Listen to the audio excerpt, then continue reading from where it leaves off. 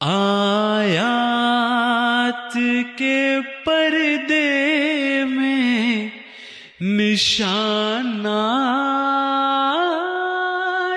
کا مخزن، قرآن کا ہر حرف کرامات کا مخزن۔ اعوذ باللہ من الشیطان الرجیم، بسم اللہ الرحمن الرحیم۔ اللہم صلی علی محمد وعلی آل محمد کما صلیت علی ابراہیم وعلی آل ابراہیم انک حمید مجید۔ اللہم بارک علی محمد وعلی آل محمد کما بارکت علی ابراہیم وعلی آل ابراہیم انک حمید مجید۔ السلام علیکم ورحمۃ اللہ وبرکاتہ۔ سامعین کرام، قرآن کریم وہ کامل کتاب ہے جو ہدی للناس ہے، یعنی ایسے دلائل پر مشتمل ہے جو رہتی دنیا تر لوگوں کے لیے ہدایت کا موجب بنتی رہیں گی۔ ایسے دلائل ہیں جو کہ دنیا کے لیے ہمیشہ ہدی للناس کے طور پر سامنے آئیں گے۔ آج کے اس پروگرام میں ہم حضرت مسیح موعود علیہ السلام اور آپ کے خلفاء کی بیان کردہ تشریحات کی روشنی میں شان نزول یا اسباب نزول کا کچھ تعارف حاصل کریں گے۔ یہ لفظ آپ نے اکثر سنا ہوگا کہ فلاں آیت کی شان نزول یہ ہے، فلاں آیت اس وجہ سے نازل ہوئی، لیکن ممکن ہے بعض اوقات یہ علم نہ ہوتا ہو کہ یہ کیوں یہ اصطلاح استعمال کی جاتی ہے۔ تو اس کے لیے آج ہم تو اس پروگرام کے ذریعے کچھ تعارف حاصل کریں گے، اور ممکن ہے کہ ہم آئندہ پروگراموں میں بعض آیات جو خاص طور پہ جن کا تعلق بعض خاص واقعات کے ساتھ ہے، ان کا شان نزول بھی ہم ڈسکس کریں۔ سامعین کرام، قرآن کریم عام کتابوں کی طرح نہیں ہے، بلکہ اپنے صداقتوں کے ثبوت کے لیے بالکل کسی چیز کی محتاج نہیں ہے۔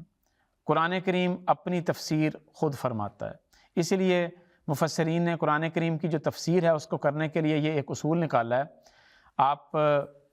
جو بڑا مشہور اصول ہے وہ یہ ہے کہ آیات القرآن یفسر بعضها بعضا، کہ قرآن کریم کی آیات جو ایک آیت ہے وہ دوسرے کی تفسیر کرتی ہے، اور یہ وہ بنیادی اصول ہے کہ جس کو حضرت مسیح موعود علیہ السلام نے اپنی کتاب برکات الدعا میں سب سے پہلے نمبر پر بیان فرمایا ہے۔ برکات الدعا وہ کتاب ہے جو حضرت مسیح موعود السلام نے سر سید احمد خان صاحب کے اعتراضات کے جوابات میں لکھی تھی، اور اس میں آپ نے اصول تفسیر بیان کیے ہیں، اور جن میں سے آپ نے 7 اصول تفسیر اس موقع پر بیان فرمائے ہیں۔ تو وہاں پہ آپ نے اس اصول کو خاص طور پر بیان فرمایا، اور فرمایا کہ قرآن کریم وہ کتاب ہے کہ جس کو ایک آیت کو سمجھنا ہے تو اسی صورت میں ہم سمجھ سکیں گے جب یہ دوسری آیت سے اختلاف نہ رکھتی ہو۔ اگر کوئی آیت کا مضمون دوسری آیت سے مقابلے میں آ جاتا ہے یا اختلاف کرتا ہے تو پھر ہمیں وہ معنی کرنے پڑیں گے جس سے قرآن کریم میں اختلاف نہ ہوتا ہو، کیونکہ قرآن کریم وہ کتاب ہے جس کے بارے میں فرمایا کہ قُلْ لَوْ كَانَ مِنْ عِنْدِ غَيْرِ اللَّهِ لَوَجَدُوا فِيهِ اخْتِلَافًا كَثِيرًا، کہ اگر یہ قرآن اللہ کے علاوہ کسی اور ہستی کی طرف سے ہوتا تو اس میں اختلاف ہوتا، لیکن اس میں کوئی اختلاف نہیں ہے۔ اس لیے ایک آیت کو دوسری سے ہم نے جب سمجھنا ہے تو اس رنگ میں سمجھنا ہے کہ قرآن کریم کی آیات کا آپس میں کوئی اختلاف نہ ہو۔ تو یہ مثال صرف اس لیے میں نے دی، قرآن کریم کی بیان کی، کہ قرآن کریم فی ذات ہی واضح ہے، مبین ہے، اس کے معنی کو سمجھنے کے لیے وقت نزول کے حالات اور واقعات پہچاننے کی ضرورت نہیں ہے، لیکن اس کا کچھ حصہ ایسا ہے جو زمانہ نبوی صلی اللہ علیہ وسلم کے کسی واقعہ سے جڑا ہوا ہے، یا اس زمانے کے واقعے پر تبصرہ ہے، یا اس زمانے کی مثال دے کر آئندہ مستقبل کے لیے کوئی رہنمائی موجود ہے۔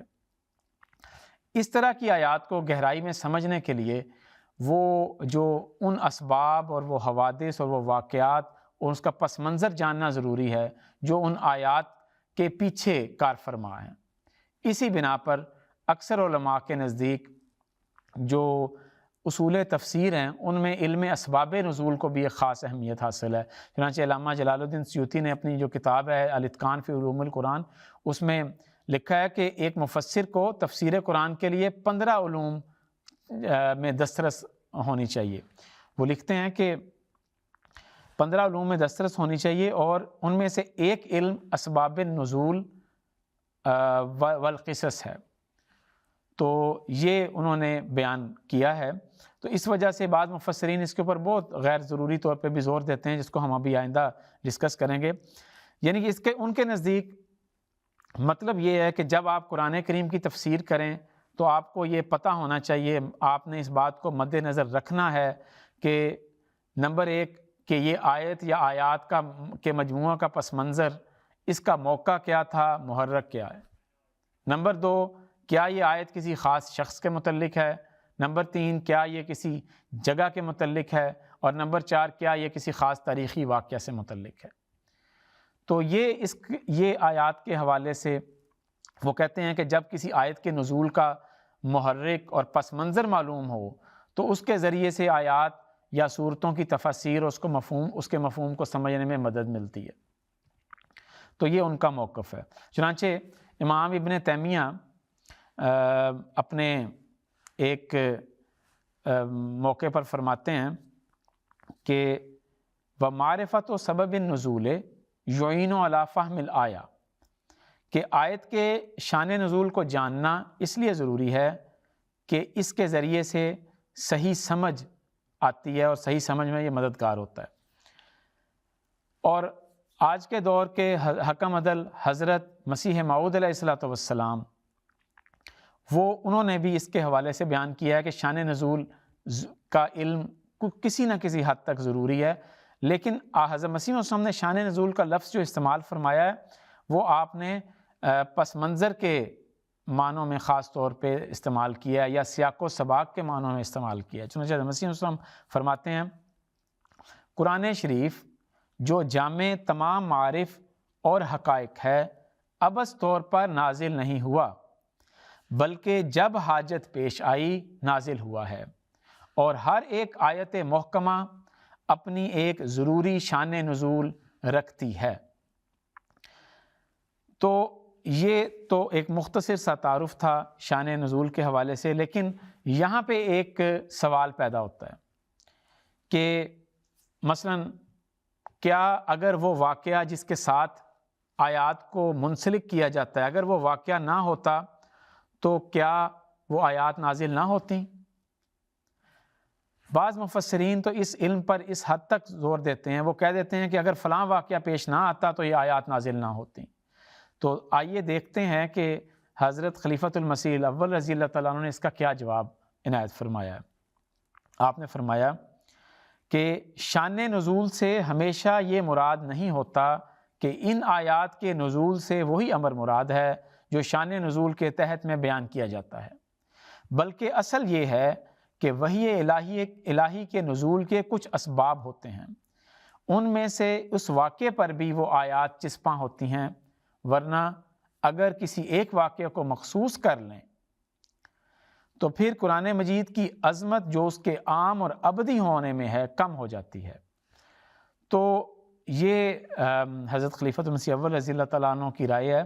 اور اس میں بھی کوئی شک نہیں ہے کہ شان نزول کا علم ایک مفید چیز ہے، لیکن بعض مفسرین نے اس پر بہت زیادہ زور دیا ہے اور بڑی متشددانہ اس کے اوپر رائے رکھی ہے۔ انہوں نے کہا ہے کہ قرآن کریم کا فہم علم شان نزول یا علم اسباب نزول قرآن کے بغیر سمجھ ہی نہیں آ سکتا۔ اب یہ بڑی عجیب بات ہے، اور اس قدر انہوں نے زور دیا اس بات پہ کہ ایک علامہ جلال الدین سیوطی جن کا بڑا نام ہے، اور انہوں نے اس کو نقل بھی کیا ہے، خاص طور پہ علامہ واحدی کے قول کو ذکر کیا انہوں نے اپنی کتاب میں۔ وہ کہتے ہیں کہ کسی آیت کی درست تفسیر اس آیت کے متعلق قصے یا اس کے شان نزول کو جانے بغیر ممکن نہیں ہے۔ یہ بہت مبالغہ آمیز رائے ہے، یہ کوئی ایسی رائے نہیں ہے کہ جس کے بارے میں ہم یہ سمجھیں کہ یہ قطعی رائے ہے اور اس کے اوپر عمل ہونا چاہیے، کیونکہ اگر شان نزول اتنا ہی عام ہوتا تو رسول کریم صلی اللہ علیہ وسلم لازماً اس کا ذکر کرتے، اور اللہ تعالیٰ کی تقدیر پھر اس کو مکمل طور پر محفوظ رکھتی۔ ہمارے پاس ہر آیت کا شان نزول محفوظ نہیں ہے، نہ قرآن کریم میں نہ احادیث کے ذریعے سے،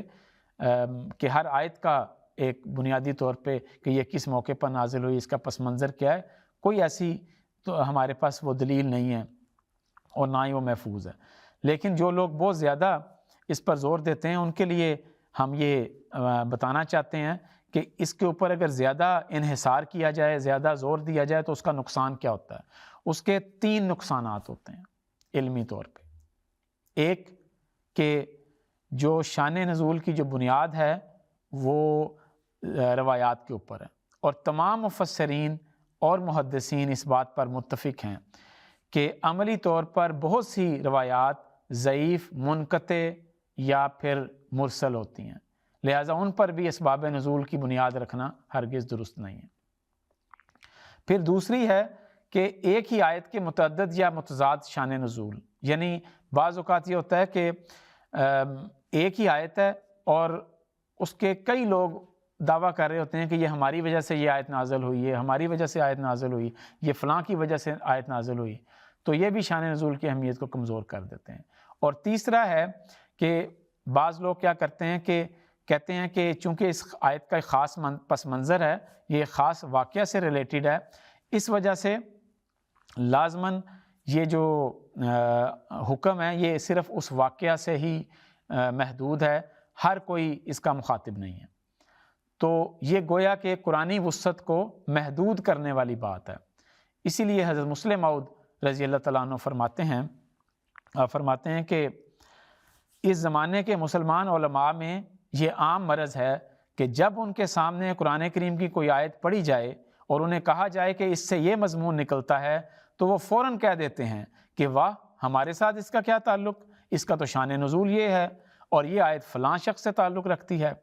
حالانکہ قرآن کریم کسی خاص شخص کے لیے نہیں آیا بلکہ ساری دنیا کے لیے آیا ہے۔ تو یہ چیز سامنے رکھنی چاہیے، جس کا ہم آئندہ بھی تذکرہ کریں گے کہ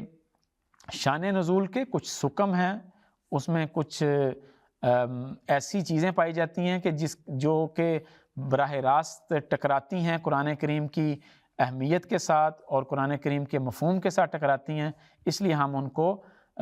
بہت زیادہ ان کے اوپر بھروسہ نہیں کر سکتے، قابل اعتماد نہیں ہیں۔ ہاں، مدد کے طور پہ، معاون کے طور پہ ہم ان کو استعمال کر سکتے ہیں۔ اب میں سامعین کرام آپ کی خدمت میں یہ پیش کرنا چاہوں گا کہ اسباب نزول کے لحاظ سے اس کی 5 اقسام بنتی ہیں، جس کو ہم آج ذکر کریں گے۔ اگر اس کو موٹے طور پہ ہم تقسیم کریں تو تقریباً یہ 5 اقسام بن جاتی ہیں۔ تو جن میں سے پہلی قسم یہ ہے کہ جن کا تعلق قرآن کریم کے ساتھ گویا کہ براہ راست ہے، یہ قسم سب سے زیادہ اہمیت رکھتی ہے اس لحاظ سے کہ ان کا تعلق زمانہ نبوی صلی اللہ علیہ وسلم میں پیش آنے والے واقعات کے ساتھ ہے، جیسے مثلاً مغازی ہے، تاریخی واقعات ہیں اور تاریخی پس منظر ہیں۔ تو یہ ساری چیزیں جو ہیں ان کا ان کے ساتھ تعلق ہے۔ مثلاً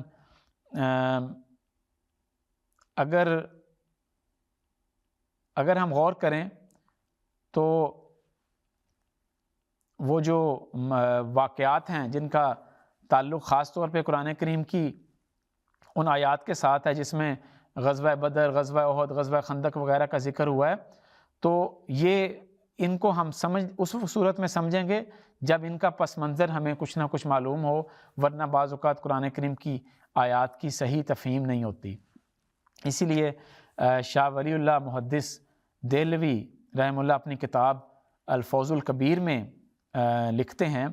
کہ بعض آیات ایسی ہیں جن میں کسی خاص واقعے کی طرف اشارہ ملتا ہے، خواہ وہ واقعہ نبی صلی اللہ علیہ وسلم کے زمانے میں پیش آیا ہو یا آپ سے پہلے پیش آیا ہو۔ ایسی آیات کی تفسیر کرتے وقت اس سے متعلقہ واقعہ ضرور بیان کرنا چاہیے، کیونکہ اس کے بغیر اس مقام پر ہر کسی کو تشنگی محسوس ہوتی ہے۔ الفوز الکبیر کا یہ حوالہ ہے۔ تو میں چند ایک نمونے کے طور پر ان باتوں کا ذکر کر دیتا ہوں کہ جہاں پہ ہمیں شان نزول کی ضرورت پڑتی ہے. مثلا ہجرت مدینہ اور غار ثور کا ذکر. آپ سب کو پتہ ہے کہ غار ثور کا ذکر قرآن کریم میں بھی آیا ہے، اور ہجرت مدینہ جب کا بھی ذکر ہے کہ ہاں حضرت صلی اللہ علیہ وسلم نے مدینہ کی طرف ہجرت کی. چنانچہ لکھا ہے کہ اللہ تنصروہ، کہ اگر تم اس کی مدد نہیں کرو گے، یعنی کہ رسول کریم صلی اللہ علیہ وسلم کی، فقد نصرہ اللہ، اللہ اس کی مدد اس وقت کر چکا ہے، اذ اخرجہ الذین کفروا ثانی اثنین اذ ہما فی الغار اذ یقول لصاحبہ لا تحزن ان اللہ معنا، کہ جب دونوں افراد غار میں تھے اور جب حضرت صلی اللہ علیہ وسلم اپنے صاحب یعنی حضرت ابوبکر صدیق رضی اللہ تعالیٰ عنہ سے فرما رہے تھے کہ لا تحزن ان اللہ معنا، غم نہ کرو اللہ ہمارے ساتھ ہے. تو دیکھیں واضح رنگ میں ہجرت مدینہ کا ذکر اور غار ثور کا ذکر یہاں پہ موجود ہے. پھر اسی طرح غزوہ بدر کا ذکر ہے. چنانچہ اللہ تعالیٰ فرماتا ہے وَلَقَدْ نَصَرَكُمُ اللَّهُ بِبَدْرٍ وَأَنْتُمْ أَذِلَّةٌ، کہ اللہ تمہاری بدر کے موقع پر بھی مدد کر چکا ہے جبکہ تم بے بس تھے، کمزور تھے. پھر غزوہ احد کا ذکر ملتا ہے جس میں اللہ تعالیٰ بڑا واضح فرماتا ہے کہ ایک حالت تمہارے اوپر یہ آئی تھی کہ وَالرَّسُولُ يَدْعُوكُمْ فِي أُخْرَاكُمْ، رسول تمہارے دوسری طرف سے تمہیں بلا رہا تھا. تو یہ ایک غزوہ بدر کا ذکر ہے. پھر غزوہ خندق کا ایک ذکر ہے، بلکہ سورۃ احزاب پوری غزوہ خندق کے حوالے سے اس کا نام ہی سورۃ احزاب رکھا گیا ہے. تو اس میں ذکر ملتا ہے اذ جاؤکم من فوقکم ومن اسفل منکم، کہ یاد کرو اس وقت کو جب وہ تمہارے اوپر سے بھی آ گئے تھے، نیچے سے بھی آ گئے تھے. تو یہ اس کا ذکر ملتا ہے. پھر بیعت رضوان کا ذکر ملتا ہے حدیبیہ کے بعد، کہ جب حضرت صلی اللہ علیہ وسلم نے اس موقع پر بیعت لی اور اس موقع پر اللہ تعالیٰ کی رضامندی خاص طور پر نازل ہوئی. چنانچہ اس کا ذکر قرآن کریم میں ان معنوں میں ملتا ہے لقد رضی اللہ عن المؤمنین اذ یبایعونک تحت الشجرۃ، کہ اللہ تعالیٰ راضی ہو گیا مومنوں سے جب وہ درخت کے نیچے جب انہوں نے تیری بیعت کی تھی. تو یہ اس کا تفصیل سے ذکر ہے. پھر غزوہ حنین کا تو نام لے کے ذکر ہے وَيَوْمَ حُنَيْنٍ إِذْ أَعْجَبَتْكُمْ كَثْرَتُكُمْ، کہ حنین کے دن کو یاد کرو جب تمہاری کثرت نے متعجب کر دیا تھا، تعجب میں مبتلا کر دیا تھا. اس کا بھی ذکر ملتا ہے. اور غزوہ بدر کا بھی جیسے میں نے عرض کیا اس کا بھی ذکر ملتا ہے. پھر غزوہ تبوک کا بھی ذکر قرآن کریم میں ملتا ہے. تو جس کو تبوک کا نام ساعۃ العسرہ ہے جو قرآن کریم میں ذکر ہے، جس کا حضرت صاحب نے پچھلے دنوں خطبات میں ان ساری چیزوں کا جو میں نے ذکر کیا ہے تاریخ اسلام کا، حضرت خلیفۃ المسیح الخامس اید اللہ تعالیٰ بن عزیز بڑی تفصیل سے اس کا ذکر کر چکے ہیں. اور ابھی 2-3 خطبات تقریباً 2-3 مہینے پہلے ان پیچھے رہنے والوں کا بھی ذکر تھا کہ جن 3 صحابہ کو پیچھے چھوڑا گیا تھا، پھر اس کے بعد ان کی معافی کا بھی ذکر ملتا ہے. تو یہ ساری چیزیں ہمیں ملتی ہیں، ہمیں پتہ لگتا ہے کہ ان کا ذکر قرآن کریم کے ساتھ براہ راست ہے. تو یہ تھی وہ پہلی قسم جس کا ذکر موجود ہے. لیکن یہاں پہ میں ایک ضروری وضاحت ضرور کرنا چاہوں گا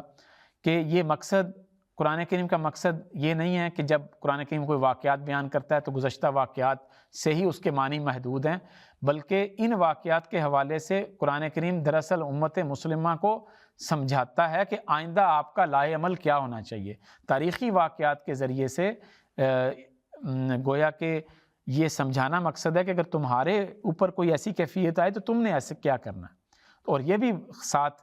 اللہ تعالیٰ اس مقصد کو بھی ظاہر کرتا ہے کہ اللہ تعالیٰ مشکل وقت میں اپنے بندے کی مدد کیسے کرتا ہے. تو یہ ساری چیزیں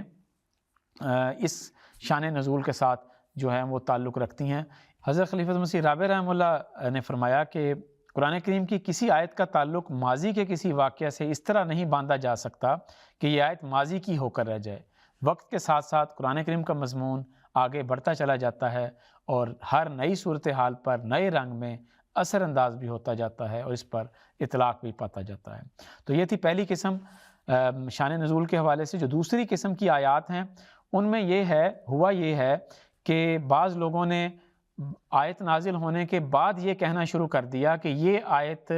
میرے بارے میں نازل ہوئی یا فلاں واقعہ کے بارے میں نازل ہوئی. گویا بعد میں واقعات کو آیات کے ساتھ تطبیق دینے کی کوشش کی گئی ہے. اس لحاظ سے حضرت مسلم اور رضی اللہ تعالیٰ عنہ فرماتے ہیں کہ یہ کہنا کہ اس صورت کا شان نزول یہی ہے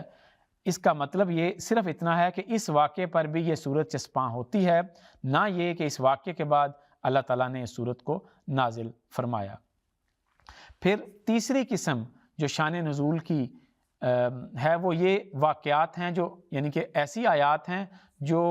آئندہ ہونے والے واقعات کے لیے بطور پیش گوئی ہیں، یعنی ان کا مصداق نزول آیت کے وقت تو شاید ظاہر نہ ہوا لیکن آئندہ کسی وقت وہ ظاہر ہوگا۔ چنانچہ تخریم سے رابع رحمہ اللہ تعالیٰ نے اس کے بارے میں بڑی تفصیل سے بحث فرمائی ہے، اور آپ نے فرمایا کہ قرآن کریم کی ایسی آیات ہیں جو آئندہ کے بارے میں پیشگوئیوں کی حامل ہیں، اور ہم یہ چند ایک مثالیں صرف مثال کے طور پہ آپ کے سامنے میں پڑھ دیتا ہوں۔ مثلاً جو قرآن کریم کی آیت ہے جس میں اللہ تعالیٰ فرماتا ہے وَالْخَيْلَ وَالْبِغَالَ وَالْحَمِيرَ لِتَرْكَبُوهَا وَزِينَةً، کہ اللہ تعالیٰ نے گھوڑوں، خچروں اور گدھوں کو بھی تمہاری سواری کے لیے پیدا کیا ہے۔ وَيَخْلُقُ مَا لَا تَعْلَمُونَ، اور اللہ تعالیٰ آئندہ ایسی سواریاں پیدا کرے گا مَا لَا تَعْلَمُونَ جو تمہیں نہیں پتہ۔ تو یہ حضرت مسلم اور رضی اللہ عنہ نے فرمایا کہ یہ گویا کہ آئندہ آنے والے جو آئندہ ایجادات ہونی تھی، مثلاً ریل گاڑی، ہوائی جہاز وغیرہ، اس کے لیے بطور پیش گوئی تھی۔ اسی طرح حضرت مسلم اور رضی اللہ عنہ نے ایک اور آیت سے استدلال کرتے ہوئے فرمایا کہ جس میں قرآن کریم کی آیت ہے دخان مبین ظاہر ہوگا، ایک وقت آئے گا، تو اس کے بارے میں حضور نے فرمایا کہ یہ آیت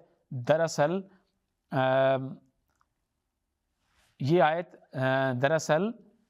اس آیت حضور فرماتے ہیں کہ یہ الفاظ بتاتے ہیں کہ اس آیت میں ایٹم بم اور ہائیڈروجن بم کا ذکر ہے جن کے پھینکنے پر تمام فضا میں دھواں پھیل جاتا ہے، اور ان بموں کو اس وقت سائنسدان قیامت کا پیش خیمہ ہی بتا رہے ہیں۔ تو یہ بالکل ایک نمونے کے طور پہ میں نے ایک آدھی بات ذکر کی ہے۔